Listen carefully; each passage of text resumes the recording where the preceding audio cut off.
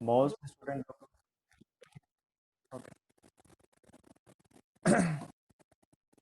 हाँ, तो स्कूल वगैरह में ये यूनिट शुरू हो गया होगा तुम लोग का, नेशनल इनकम। हाँ ठीक है, समझ में आया है कुछ आप लोगों को? ये बता लो कि सीधे फॉर्मूला फॉर्मूला शुरू हुआ है कि कुछ और भी पढ़ाया गया था? थ्योरी पढ़ाने के बाद प्रैक्टिकल में गया था। चलिए ठीक है, हम लोग अपने हिसाब से शुरू करते हैं। सबसे पहला सवाल ये उठता है कि मैक्रो इकोनॉमिक्स क्या होता है? क्या है मैक्रो इकोनॉमिक्स? कोई भी एक आदमी जवाब दे दे। Macro Macroeconomics is a branch of economics in which we study an economy as a whole. Study of economic problem. क्या होता है मैक्रो इकोनॉमिक्स में? तो स्टडी होता है किसका? इकोनॉमिक प्रॉब्लम्स का at economy as a whole level. जब आप किसी भी आर्थिक समस्या को इकोनॉमी के लेवल पे क्या करते हैं, स्टडी करते हैं, तो उसे क्या कहते हैं? मैक्रो इकोनॉमिक्स कहते हैं, क्योंकि economics is all about study and solving economic problem. So when you solve a economic problem, you study economic problem at the level of what? At the level of economy. एक ऐसी आर्थिक समस्या जो पूरे economy को क्या करती है, अफेक्ट करती है, और उस आर्थिक समस्या को, उस इकोनॉमिक प्रॉब्लम को आप स्टडी कर रहे हैं, सॉल्व करने की कोशिश कर रहे हैं। तो इकोनॉमिक्स के जिस ब्रांच में आप उसको सॉल्व करने की कोशिश करेंगे, वो ब्रांच ही क्या कहलाता है? मैक्रो इकोनॉमिक्स कहलाता है। से फॉर एग्जांपल, अगर हम आपसे पूछे कि problem of unemployment, problem of unemployment, इसको कहाँ स्टडी किया जाएगा, माइक्रो में कि मैक्रो में? तो आपका जवाब क्या होगा? Macro. मैक्रो में। हाँ, क्योंकि क्योंकि when we are talking about unemployment, बेरोजगारी, तो बेरोजगारी की बात हम लोग क्या करते हैं, पूरे देश के लेवल पे करते हैं ना। We are talking it at a economy level. So whenever you are dealing with a economic problem at the level of economy, that is known as macro economics। ठीक है। बाकी माइक्रो मैक्रो जो वार्तालाप है वो तो आपको शुरू में भी हुआ था कि माइक्रो इकोनॉमिक्स क्या है और मैक्रो क्या है, दोनों सेपरेट ब्रांचेज हैं, जिसमें कि आप इंडिविजुअल्स प्रॉब्लम को सॉल्व करते हैं माइक्रो में, और इकोनॉमिक जो प्रॉब्लम जो इकोनॉमी को अफेक्ट करते हैं उनको सॉल्व करते हैं मैक्रो में।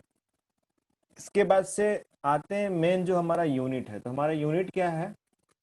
National income and related aggregates. ठीक है।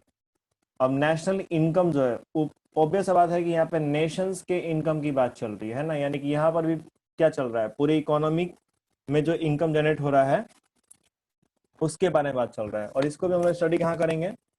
Under macro economics. अब देखिए यहाँ पे क्या है कि यहाँ पे कंफ्यूजन क्रिएट क्यों होता है? कंफ्यूजन ये होता है कि हम सीधे एक ही बार आए, तुमको बोले जीडीपी निकालना है और जीडीपी का formula this this this this this होता है, और आप वहीं पे कंफ्यूज हो जाएंगे कि ये जीडीपी अपने आप में क्या था, है ना, ये जी का मतलब क्या था, ये डी का मतलब क्या था, और ये चीजें कैसे एक दूसरे के साथ आई, कैसे कोरिलेट हो रही हैं, यहाँ आपको कंफ्यूजन क्रिएट हो जाता है। इसीलिए आपको नेशनल इनकम जो यूनिट है वो थोड़ा सा टफ लगता है। अदरवाइज बात समझो, ये क्या है ना कि एक तरीके से जैसे तुम लोग फाइनल अकाउंट्स पढ़े थे ना, क्लास 11 में फाइनल अकाउंट्स पढ़े थे ना आप लोग, हाँ तो फाइनल अकाउंट्स में हमने एक सर्टेन रूल्स एंड रेगुलेशंस, पहले बेसिक थ्योरी पढ़ा था, हमने समझा कि कैपिटल आइटम्स हैं, रेवेन्यू आइटम्स हैं, है ना, कैसे उनको क्लासिफाई करना है, किनका प्रेजेंटेशन कैसे होगा, किनको कहाँ पे लेके ऐड करना है, कहाँ पे लेके क्या करना है, लेस करना है। तो पहले हमने बेसिक थ्योरी को डिस्कस किया था, है ना, कि ये चीज ऐसे ऐसे होता है, और उसी थ्योरी के अकाउंटिंग को हमने क्या किया था, बाद में प्रैक्टिकली क्वेश्चंस को सॉल्व किया था, राइट। यहां पर भी बेसिकली आपको क्या करना है, नेशनल इनकम का अकाउंटिंग ही तो करना है, क्योंकि आपको नेशनल इनकम कैलकुलेट करना है। You need to take into account the amount of national income. अब नेशनल इनकम जब कैलकुलेट करना है तो यहाँ पर भी सर्टेन क्या होंगे, रूल्स एंड रेगुलेशंस होंगे, बहुत से डिफरेंट आइटम्स होंगे जिनके बारे में आपको क्या करना पड़ेगा, जानना पड़ेगा, जिनको हम लोग कहते हैं बेसिक कंसेप्ट। तो जब तक बेसिक कंसेप्ट जो नेशनल इनकम पूरी तरह का उनके ऊपर क्या है, बेस्ड है, ये आपको क्लियर नहीं होगा तो ऑटोमेटिक आपको ये चैप्टर क्या होगा, समझ में नहीं आएगा, भले ही हम तुमको फॉर्मूला सेट पूरा उठा करके दे दें तो भी। ठीक है, तो for the purpose of study, इस पूरे यूनिट को अगर हम स्टडी पॉइंट ऑफ व्यू से देखें तो ये 3 पार्ट में जाएगा। ठीक, पहला जो पार्ट होगा हमारा वो होगा हमारा क्या, बेसिक कंसेप्ट्स का। इनको आपको समझना है और साथ साथ रटना है, दोनों बात हम बोल रहे हैं, और समझना भी है और क्या करना है, रटना भी है, क्योंकि ये आपके ब्रेन में होना चाहिए हमेशा जब आप आगे के फर्दर चैप्टर्स को डिस्कस करेंगे। ठीक, बेसिक कंसेप्ट जो खत्म हो जाएगा तो सेकंड हम लोग जो करेंगे वो हम लोग करेंगे नेशनल इनकम एग्रीगेट्स को।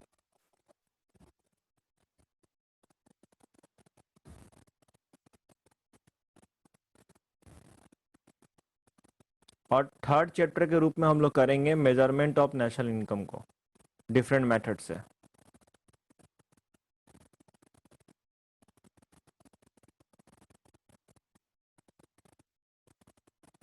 यही सीक्वेंस होगा पूरा स्टडी का, इस यूनिट का। इसी सीक्वेंस में हम लोग को क्या करना है, चैप्टर को पूरा, चैप्टर नहीं सॉरी, यूनिट को क्या करना है, डिस्कस करना है। तो पहला जो चलेगा वो क्या चल रहा है हम लोग का, बेसिक्स कंसेप्ट। ठीक है, अब बेसिक कंसेप्ट में कुछ कुछ चीजें हैं जो हमें समझनी है। सबसे पहले देखिए, हम लोग को डिस्कस करना है गुड्स के बारे में। जैसे नेशनल इनकम के अगर हम लोग डेफिनेशन को देखेंगे तो वहां पे लिखा हुआ है कि it refers to the market value of final goods and services produce during an accounting year. ठीक है, तो अब यहाँ पे क्या आया कि वर्ड आया फाइनल गुड्स एंड सर्विसेज। अब कहने का मतलब ये कि जब तक हमको ये नहीं पता होगा कि फाइनल गुड्स क्या होता है तो हम कहाँ से उसके वैल्यू को ऐड कर पाएंगे, है ना। जैसे आपको हम बोल रहे हैं कि देखो जब तुम नेशनल इनकम निकालोगे तो तुमको सिर्फ क्या लेना है, फाइनल गुड्स के वैल्यू को ही क्या करना है, कंसीडर करना है। आवाज आ रही है सारे लोगों तक? Yes sir. ठीक है, जिस तरीके से समझा रहे हैं उसी वे में दिमाग में रखिएगा लोग।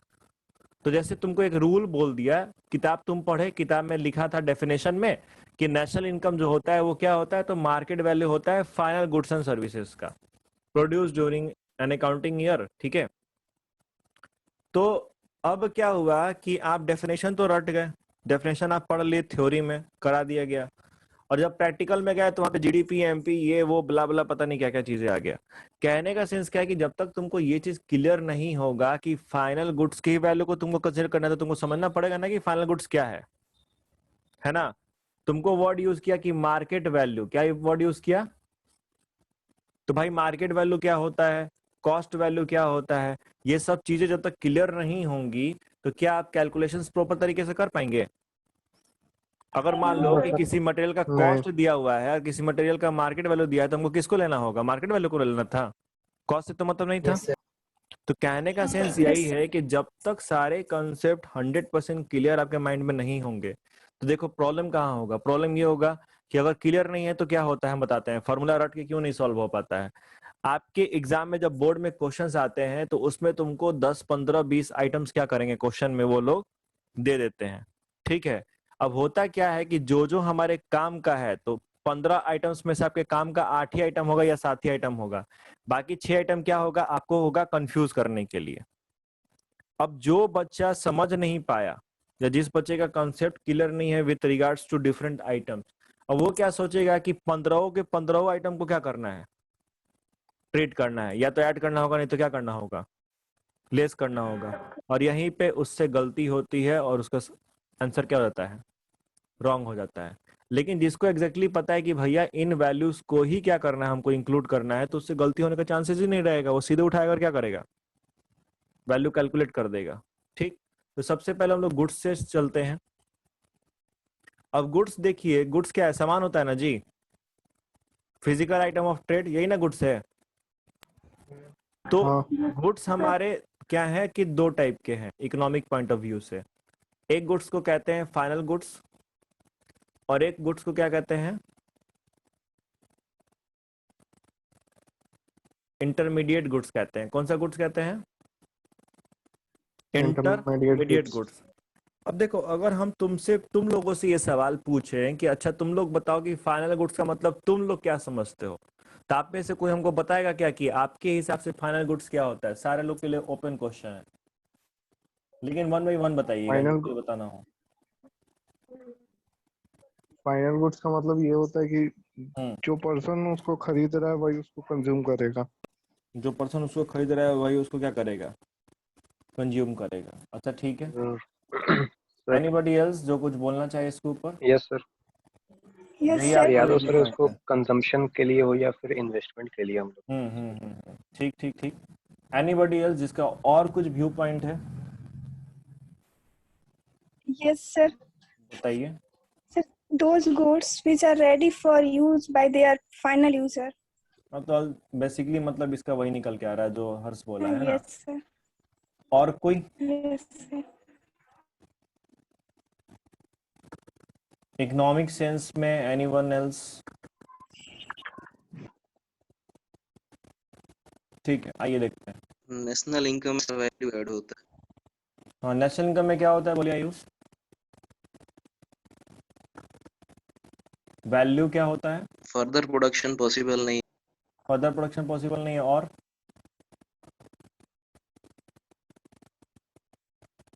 क्या होता है? कुछ वैल्यू की बात कर रहे थे आप।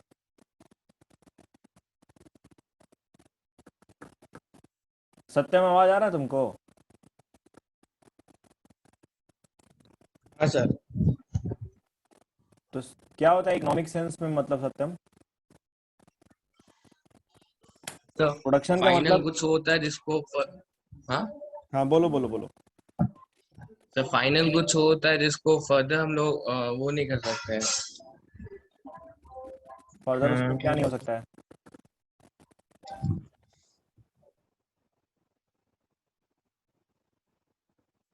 आयुष बोले कि फर्दर प्रोडक्शन नहीं होता है।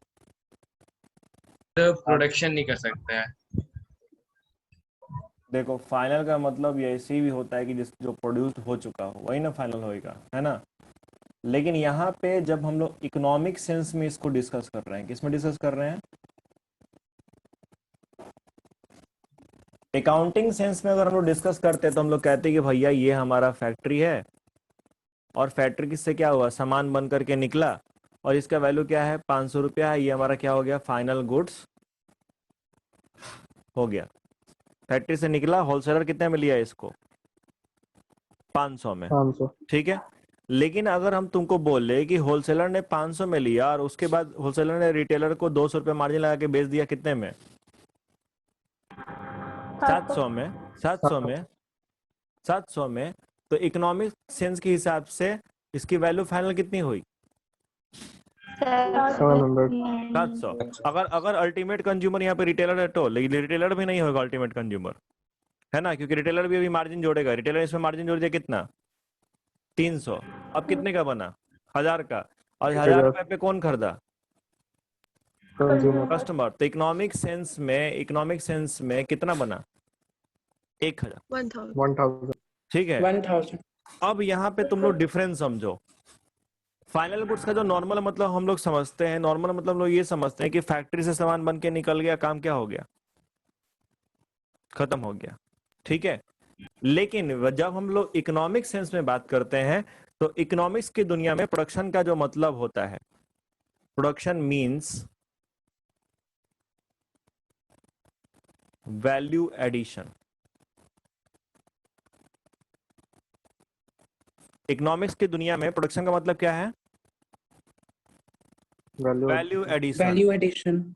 As long as value addition is possible on a particular commodity, that commodity will not be considered as a final goods. जब तक उसमें वैल्यू एडिशन पॉसिबल है तब तक आप उसको फाइनल गुड्स नहीं मानेंगे। जैसे ही वैल्यू एडिशन अब संभव नहीं है वो आपका क्या बन जाएगा, that become a final goods. ये बात हम किस सेंस में बात कर रहे हैं, इकोनॉमिक सेंस। इकोनॉमिक सेंस में, हम अकाउंटिंग सेंस में बात नहीं किए। अकाउंटिंग सेंस में तो वो फैक्ट्री से निकला और उसी समय क्या बन गया, फाइनल गुड्स बन गया। फाइनल ठीक गुड। है, समवन हैज सम इश्यूज। आपका वॉइस क्लियर नहीं आ रहा है। शुभम, आप कहीं ऐसे जगह बैठिए जहां नेटवर्क कनेक्टिविटी सही हो। मेरा वॉइस सही जा रहा है, सही जा रहा है ना जी तुम लोग को? Yes sir. हाँ Yes, तो आप sir. ऐसी जगह बैठो जहाँ नेटवर्क सही हो आपकी। ठीक है, तो देखिए एकदम क्लियर कट रही है। जब हम यहाँ बात कर रहे हैं अमाउंट की कि किस वैल्यू को हम फाइनल गुड्स मानेंगे, तो अकाउंटिंग सेंस में भले ही वो फैक्ट्री से निकला वो फाइनल गुड्स बन गया, लेकिन इकोनॉमिक सेंस में सीधा सीधी प्रोडक्शन का मतलब क्या है, वैल्यू एडिशन। अगर आपके स्कूल में चैप्टर आगे बढ़ चुका होगा तो आप लोग देखे होंगे कि मेजरमेंट में आपका प्रोडक्शन मेथड या वैल्यू एडिशन मेथड आया होगा। अगर चैप्टर आगे तक बढ़ के चुका होगा तो नहीं, हो सकता है कि आप वहां तक पहुंचे नहीं हो स्कूल्स में। तो when we talk about final goods, तो फाइनल गुड्स हम लोग किसको कहते हैं? It refers to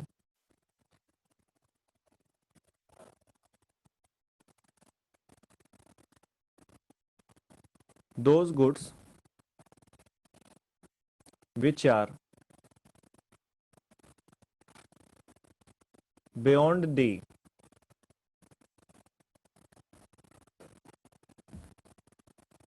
boundary line of production and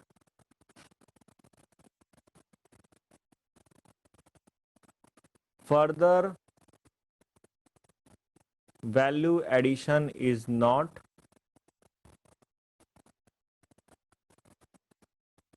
possible. ठीक, फाइनल गुड्स उन गुड्स को कहते हैं जो कि बियॉन्ड है किसके, बाउंड्री लाइन ऑफ प्रोडक्शन के। और बाउंड्री लाइन ऑफ प्रोडक्शन का सीधा सीधा मतलब किसके साथ जुड़ा हुआ है,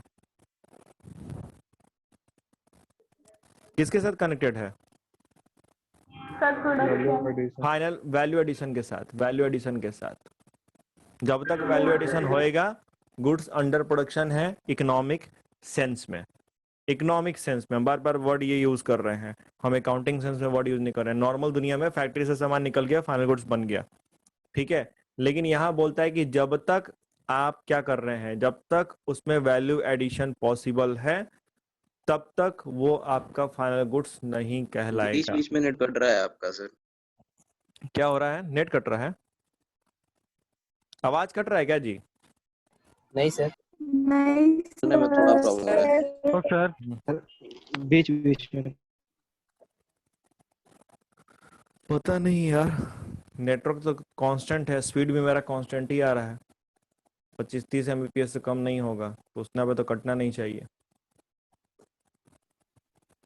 अच्छा, क्लास रिकॉर्ड हो रहा है, क्लास रिकॉर्ड हो रहा है, ठीक है, बैकअप फिर अपलोड हो जाएगा। खैर तो फाइनल गुड्स का सीधा सीधा मतलब, जैसे हम क्या बोले आपको कि एक्स कंपनी ने क्या किया, शॉर्ट मैन्युफैक्चर किया, कितने का, तो 800 का, ठीक है। और इसमें इसने मार्जिन जोड़ दिया कितने का, 200 रुपए का। अब सामान कितने का हो गया, 1000 का। Sold to wholesaler, sold to,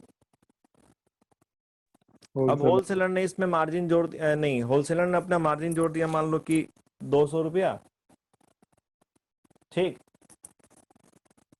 यहाँ पे एक सेकंड, शॉर्ट तो बन के कंपनी से निकला ही था कितने का, 800 का। यहाँ पे होलसेलर का मार्जिन ये है 200 रुपया, ये वाला, ठीक।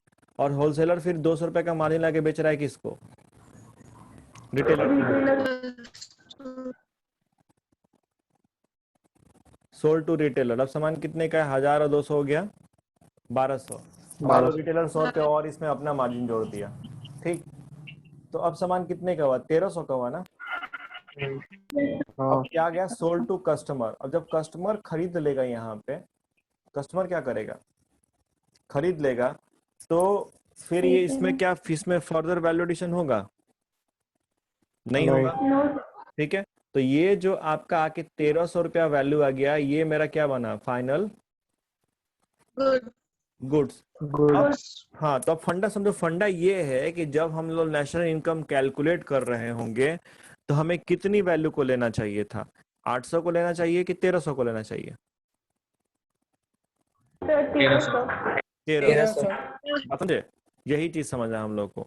जबकि अकाउंटिंग के हिसाब से 800 ही होता है। आप बोलते कि सामान तो बना है सर कितने में, 800 में। अच्छा लेकिन जब इकोनॉमिक सेंस में हम लोग बात करेंगे तो इकोनॉमिक्स में बोला है नहीं, इकोनॉमिक्स में बोला कि वो हमको फैक्ट्री एरिया से मतलब ही नहीं है, हमको मतलब किससे है, वैल्यू एडिशन से। तो एज लॉन्ग एज जो Addition वैल्यू से। एडिशन होगा तो जो आपका फाइनल निकल के आएगा सामान की जिसमें अब फर्दर कोई वैल्यू ऐड नहीं हो सकता है, उसी वैल्यू को हम लोग लेंगे for the purpose of what, for the purpose of calculating national income. Income. कोई समस्या किसी को, No, anyone? No, final goods का sir. कंसेप्ट समझे आप नहीं। लोग? ठीक है। Yes. इसके बाद से क्या है कि एक गुड्स है that is your intermediate goods. कौन सा गुड्स है? Intermediate. Intermediate goods. ठीक है, तो ये क्या होता है, it refers to those goods, it refers to those goods which are used during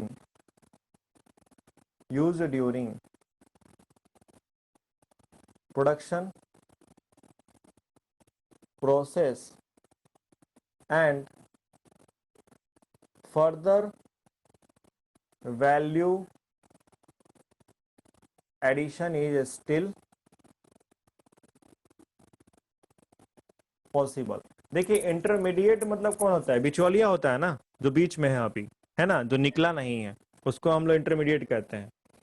तो इंटरमीडिएट गुड्स क्या हो गया कि it refers to those good which are used during the production process, जैसे रॉ मटेरियल्स वगैरह हो गया हमारा, या जो भी हम लोग इनपुट्स लगाते हैं किसी काम, किसी गुड्स को मैन्युफैक्चर करने के लिए, वो सब इनपुट्स बेसिकली क्या है हमारे, इंटरमीडिएट गुड्स ही हैं। इस पे फर्दर वैल्यू एडिशन अभी पॉसिबल है, ये आपका फाइनल गुड्स नहीं है, इस पे आप वैल्यू अभी क्या कर सकते हैं, ऐड कर सकते हैं, क्योंकि अभी प्रोसेसिंग होगा, प्रोसेसिंग होगा कुछ नया बनेगा और उस पे वैल्यू क्या होगा, ऐड होगा। अब ये जो कंसेप्ट पढ़ना है ये क्यों हम लोग डिस्कस कर रहे हैं, देखिए बेसिकली इंटरमीडिएट गुड्स क्या होता है, या तो आप उसको यूज कर रहे हैं, जैसे आपको milk used buy sweets maker, जो मिठाई वाले होते हैं, तो वो जो दूध यूज कर रहे हैं या जो चीनी वगैरह यूज कर रहे हैं, वो सब कौन सा गुड्स है, Intermediate goods. इंटरमीडिएट गुड्स, है ना, क्योंकि वो इसको यूज कर रहे हैं किस प्रोसेस के दौरान, प्रोडक्शन प्रोसेस के दौरान, है ना। तो या तो आप कोई सामान को मैन्युफैक्चर करने में उस पर्टिकुलर कमोडिटी को क्या कर रहे हैं, यूज कर रहे हैं, तो वो आपका कमोडिटी क्या हो जाएगा, इंटरमीडिएट गुड्स हो जाएगा। या एक बिजनेस यूनिट जब दूसरे यूनिट को क्या करती है, कोई सामान बेचती है as a input, when one business unit sales something as a input to other business unit, तो उसको भी क्या मानेंगे, उसको इंटरमीडिएट गुड्स मानेंगे। जैसे जैसे एग्जांपल के तौर पे टायर, टायर का स्पेलिंग हो गया TIR, tyre sold by MRF to Maruti. Maruti का जो कार आता है उसमें आप देखेंगे तो MRF का टायर क्या मिलेगा, लगा हुआ मिलता है, दूसरी कंपनियों का भी हो सकता है, ठीक है। अब एक बात बताओ, तुम जाते हो जब कार खरीदने के लिए तो क्या होता है, तुमको बोलता है कि भाई चक्का का पैसा अलग से दे दीजिएगा, MRF वाले का है, शीशा का पैसा अलग से दे दीजिएगा, मिंडा वाले का है, हेडलैम्प का पैसा अलग से दे दीजिएगा, ऐसा होता है? नहीं। no, sir. नहीं। अब देखिए, तो अब क्या है कि जो टायर्स MRF बेची मारुति को, जो टायर्स को मारुति यूज कर अपने कारों में लगाने के लिए, है ना, तो वो जो टायर्स बेचा जा रहा है MRF के द्वारा, वो भी क्या बन गया, वो भी Intermediate इंटरमीडिएट गुड्स हो गया, वो भी क्या हो गया, इंटरमीडिएट गुड्स हो गया। क्यों? क्योंकि वो क्या हो रहा है, कार मैन्युफैक्चरिंग के काम में यूज हो रहा है, और जब कस्टमर जाएगा कार उठाने के लिए, खरीदने के लिए, तो उससे टायर का, स्टीयरिंग का पैसा अलग अलग नहीं लिया जाता है। You are buying a car as a complete commodity as a whole, right, जिसमें बहुत सी अलग अलग कंपनीज का कंपोनेंट क्या होता है, लगा हुआ आता है। तो जब एक बिजनेस यूनिट दूसरे बिजनेस यूनिट को कुछ सप्लाई करे एज अ इनपुट, तो आप उसको भी क्या मानेंगे, intermediate goods. उसको भी इंटरमीडिएट गुड्स मानेंगे, ठीक है। अब मुद्दा ये उठता है कि हम लोग ये लोग काहे पढ़ रहे हैं, Why the hell we are discussing final goods and intermediate goods? तो एक बात समझो, तुम लोग से ही सवाल पूछते हैं। मान लो कि एमआरएफ ने मारुति को 2 करोड़ का क्या किया, टायर सोल्ड किया। 2 करोड़ का टायर क्या किया, सोल्ड किया। मारुति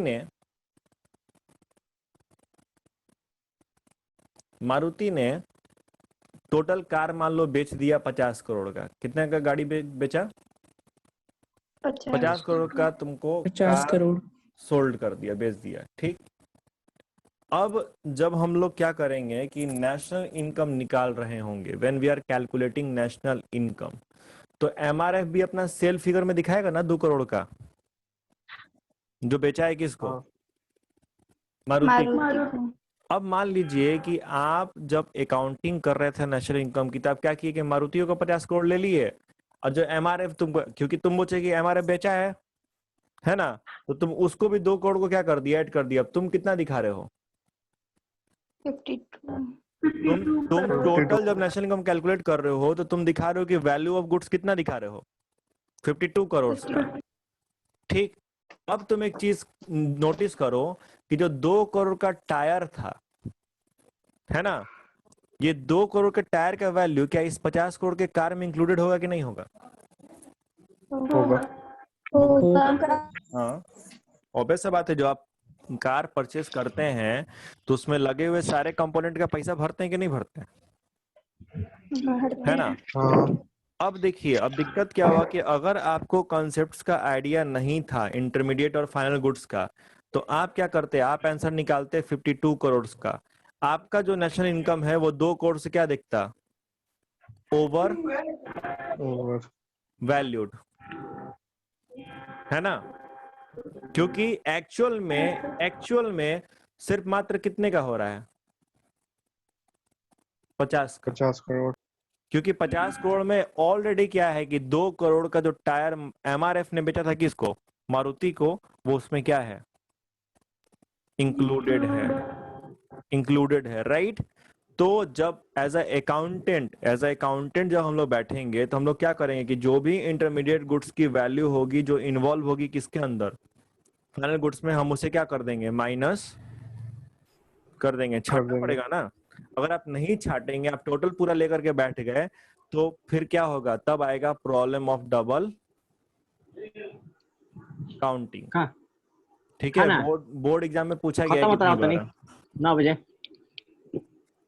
अभी महानुभाव कौन है जी, थोड़ा माइक ऑफ करके आप लोग डिस्कस क्या कीजिए। तो फिर अगर मान लीजिए कि अगर आप क्या करते, इंटरमीडिएट को नहीं छाटते, तो कौन सा प्रॉब्लम आता हम लोग का, प्रॉब्लम ऑफ डबल काउंटिंग। एक ही चीज की वैल्यू क्या होती, 2 बार काउंट हो जाती in the calculation of national income, और जो आपका नेशनल इनकम निकल के आता वो क्या आता, रॉन्ग आता, गलत होता ना, है ना। बोर्ड एग्जाम में बहुत बार पूछा गया है कि what do you mean by problem of double counting, तो आपको वहां पे यही प्रवचन देना है जो हम लोग डिस्कस किए हैं, किसके बारे में, in about final goods and intermediate goods. When the value of a same commodity is considered for the 2 times, 2 बार एक ही चीज का वैल्यू क्या हो गया, कंसीडर हो गया, तो वही क्या कहलाता है, प्रॉब्लम ऑफ डबल काउंटिंग। तो आपसे एग्जाम में पूछता है क्वेश्चन कि what do you mean by problem of double counting, how we can prevent from it. तो आपको बताना पड़ेगा कि भैया इससे बचने के लिए क्या करना पड़ेगा, कि जो भी इंटरमीडिएट गुड्स की वैल्यू है वो टोटल आउटपुट में से क्या कर दीजिए, माइनस कर दीजिए, जो बचेगा वो खाली फाइनल वाला बचेगा, है ना। और उसी को हम लोग ले लेंगे किसमें, in the calculation of national income. समझे फंडा। तो जो आप थ्योरी पढ़ रहे हैं, ये सबका घूम फिर का असर कहाँ है, प्रैक्टिकल के ऊपर। लेकिन आपको थ्योरी का प्रैक्टिकल एप्लीकेशन अप्रोच यहीं से समझते हुए क्या करना पड़ेगा, दिमाग में लेके चलना पड़ेगा, ताकि जाकर के आगे दिक्कत ना हो। क्या फाइनल गुड्स और इंटरमीडिएट गुड्स क्लियर है आप लोगों को, है ना। Can not carry a single confusion, ये चीज हम पहले ही समझा दे रहे हैं। अगर तुम नेशनल इनकम कैलकुलेशन में एक सिंगल भी डाउट लेके चलोगे, तुम्हारा नहीं बनेगा क्वेश्चन, ठीक है, रिटर्न ले लो हमसे, फॉर्मूला रट के अगर कोई बना देगा तो हम मान जाएंगे, दिखा देना हमको भी। इसीलिए पहले बोल रहे हैं कि जिसको भी डाउट होगा इमीडिएट पूछेगा हमसे, ठीक। सर इंटरमीडिएट गुड्स में से किसको हाँ बोलिए। सर इंटरमीडिएट गुड्स में से किसको किस वैल्यू को माइनस करेंगे? इंटरमीडिएट गुड्स के वैल्यू में से माइनस नहीं करना है। जैसे अगर हम तुमको बोले कि देश भर में तुमको अगर जो शुगर मिल्क ये सब सोल्ड हो रहा है, ये टोटल सोल्ड हुआ है तुमको मान लो कि 100 करोड़ का सपोज, ठीक। इस 100 करोड़ में 20 करोड़ का जो सप्लाई है वो किसको हुआ है? स्वीट इंडस्ट्रीज को हुआ है। किसको हुआ है? ठीक। तो जो हम नेशनल इनकम कैलकुलेट कर रहे होंगे तो हम वैल्यू कितना ले, 100 करोड़ ले कि 80 करोड़ ले? सवाल ये उठता है, क्योंकि ऑब्वियस सा बात है कि जो 20 करोड़ का सप्लाई हम कर रहे हैं स्वीट इंडस्ट्री को, स्वीट इंडस्ट्री जब अपना स्वीट्स बेचा होगा और उसका जो टोटल वैल्यू एडिशन होगा उसमें 20 करोड़ क्या होगा? ऐड होगा। ऐड होगा, जाएगा। है ना?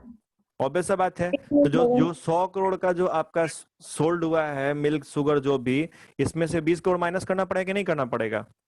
क्योंकि जब हम स्वीट इंडस्ट्री जब हम तुमको शुगर इंडस्ट्रीज का दिखाएंगे फाइनल गुड्स का अमाउंट, तो कितने से दिखाएंगे? 80 करोड़ से। 80 करोड़। क्योंकि अगर हम 100 करोड़ ले लेंगे तो फिर क्या होगा? ओवरऑल जो तुम्हारा नेशनल इनकम होगा वो 20 करोड़ से ओवर वैल्यूड हो जाएगा, क्योंकि एक ही चीज का वैल्यू यहाँ भी दिखाएगा तुमको, शुगर इंडस्ट्री भी, और उसी चीज का वैल्यू फिर कौन दिखाएगा? स्वीट इंडस्ट्री भी, है ना? बात समझे? तो जो भी आपका क्या है, जो इनपुट्स है या जो इंटरमीडिएट का अमाउंट है वो आप क्या करेंगे? वो छाट देंगे, ठीक। सर अगर वो 7-8 देंगे तो सेल होके, क्या चीज? जैसे 6 से 7 जगह मान लीजिए उसका सेल हुआ, फिर उसके बाद बोलो बोलो, सुन उसके रहे बाद किस तरह से ऐड होगा? हैं? नहीं, किससे किसको सेल हुआ? आवाज आप कट यहाँ गया पे एक आपका। ही कोना ले रहे हैं सर, यहाँ पे एक ही कोना दिए हैं। अब मान लीजिए वो 100 करोड़ में फिर 150 करोड़ गया, 200 करोड़ गया, ऐसे ऐड होते गया फिर, और 6-7 जगह के बाद से फिर कंजम्पशन हुआ। नहीं, देखो, कंजम्पशन पॉइंट ऑफ व्यू से हमको मतलब नहीं है। यहाँ पे हम तुमको क्या बोल रहे हैं कि जो तुम इनपुट सप्लाई कर रहे हो उसका वैल्यू, जैसे मान लो कि अब हम 100 करोड़ का टोटल सोल हुआ, ठीक है, ये चीनी वाला है, शुगर वाला है। तो शुगर वाले में मान लो कि 100 करोड़ का सेल हुआ, तो 20 करोड़ का सप्लाई वो किसको किया है? दूसरे इंडस्ट्री को किया है। बाकी 80 करोड़ का जो वो बेचा होगा वो तो तुमको बेचा होगा फाइनल कंज्यूमर को, यस सर। है ना? तो ये तो तुम्हारा ऑलरेडी फाइनल गुड्स है, सीधे तुम्हारे नेशनल इनकम कैलकुलेशन में चला जाएगा। लेकिन 20 करोड़ तो तुम्हारा इंटरमीडिएट कंजम्पशन है ना, जो कि ऑलरेडी कौन दिखा रहा होगा? अपना स्वीट इंडस्ट्री दिखा रहा होगा जो मिठाई बेचा है उसमें। तो फिर क्या ये 20 करोड़ को लेना चाहिए यहाँ पे? No sir. नहीं लेना चाहिए। तो हम यही बोल रहे हैं कि जब हम इसका लेंगे शुगर वाले का, तो कितना लेके चलेंगे? 80 लेके चलेंगे। तो आप 20 करोड़ को छाट रहे हैं कि नहीं छाट रहे हैं? हाँ देगा। है ना? अब आप अपना सवाल बोलिए आयुष कि आप क्या कह रहे थे कि 3-4 को बेचा कि किसको बेचा?